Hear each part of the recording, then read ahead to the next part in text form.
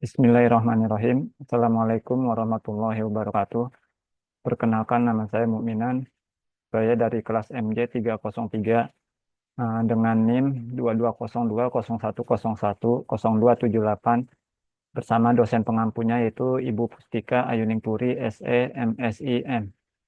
Di sini saya akan mencoba mempresentasikan atau menguraikan UAS dari mata kuliah Manajemen Operasional 1, di mana UAS tersebut yaitu kelanjutan dari tugas Manajemen Operasional 1.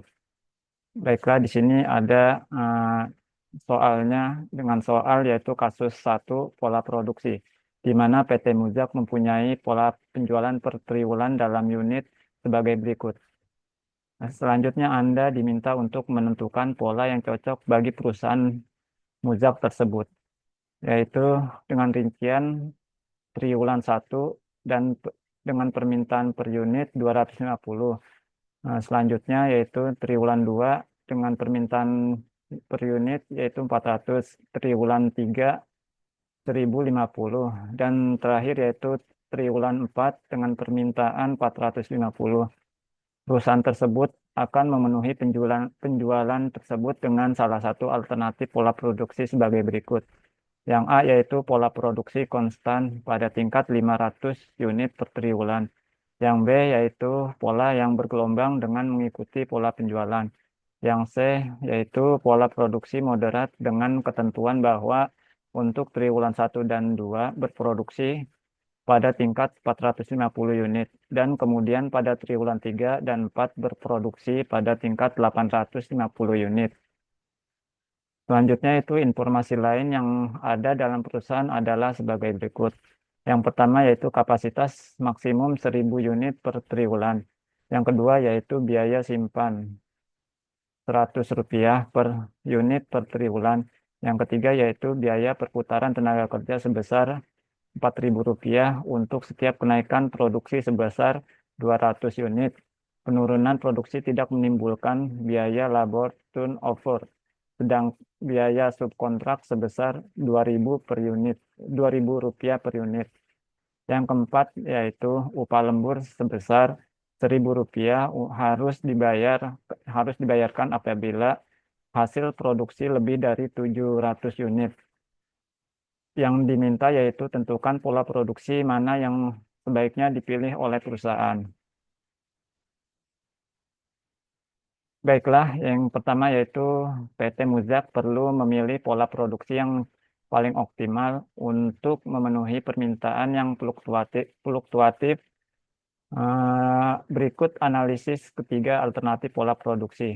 Yang pertama yaitu pola produksi konstan 500 per 500 unit per triwulan. Kelebihannya yaitu stabil dan mudah diprediksi, memudahkan perencanaan. Kekurangannya yaitu biaya simpan. Terjadi penumpukan persediaan pada triwulan 1 dan 2 menimbulkan biaya simpan yang tinggi. Biaya perputaran tenaga kerja tidak efisien karena kapasitas produksi tidak terpakai sepenuhnya pada triwulan 1 dan 2.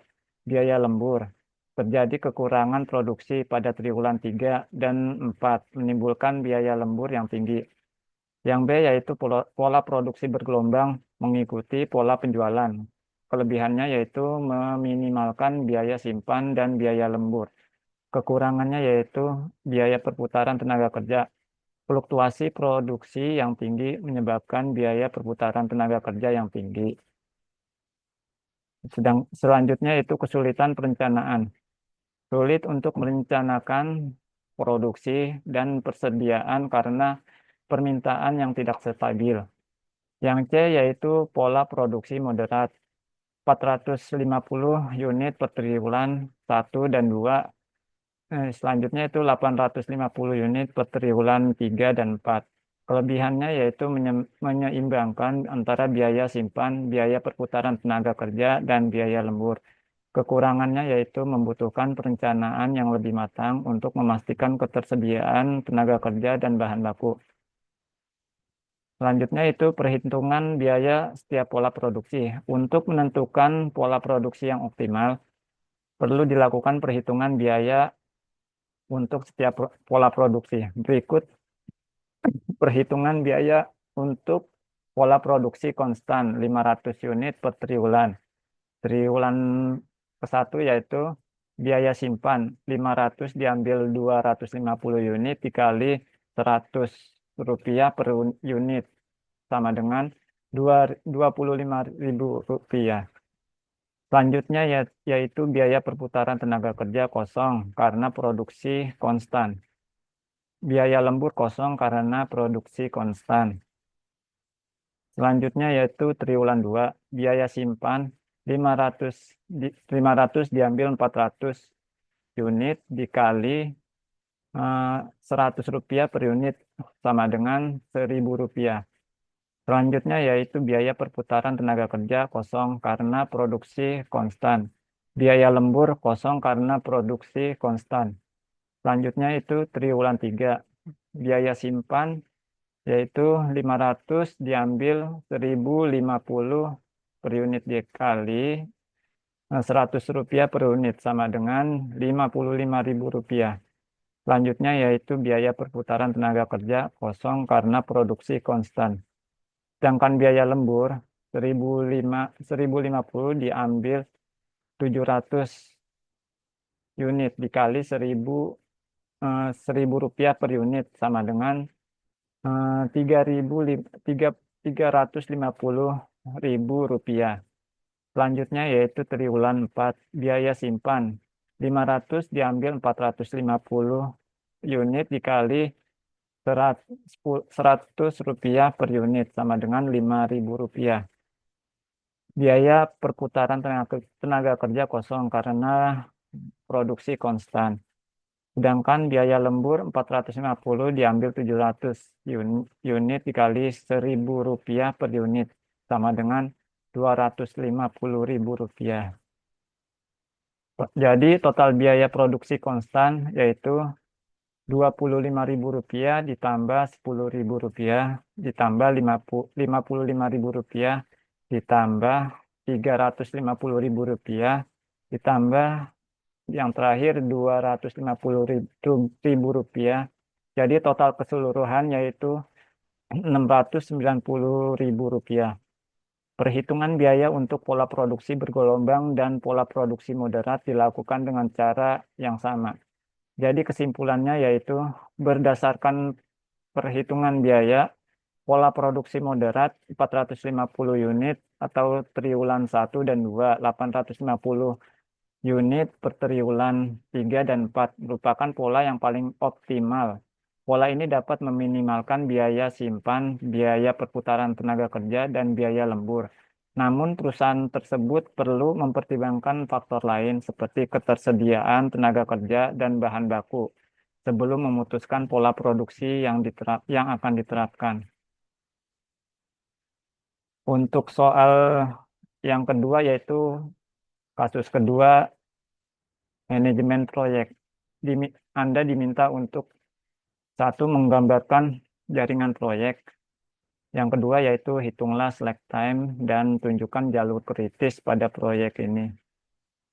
Baiklah, di sini yang pertama yaitu menggambarkan jaringan proyek. Di sini ada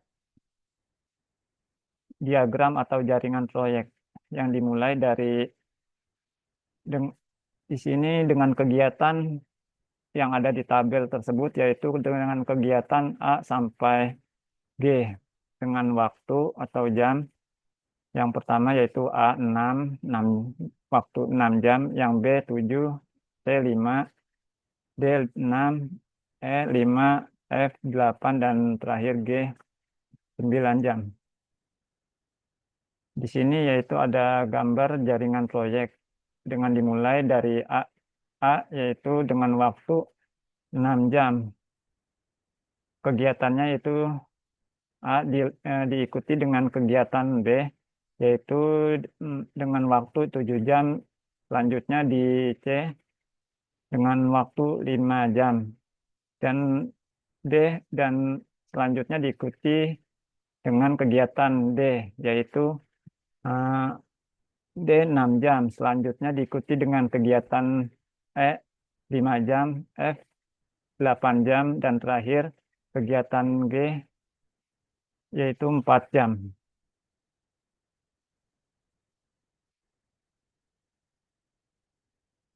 Di mana slack time itu dengan rumus yaitu LS diambil IS atau LF diambil IF.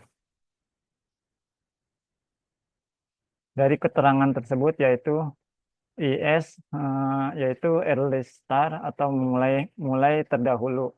Waktu terdahulu kegiatan suatu kegiatan dapat dimulai dengan asumsi semua pendahulu sudah selesai.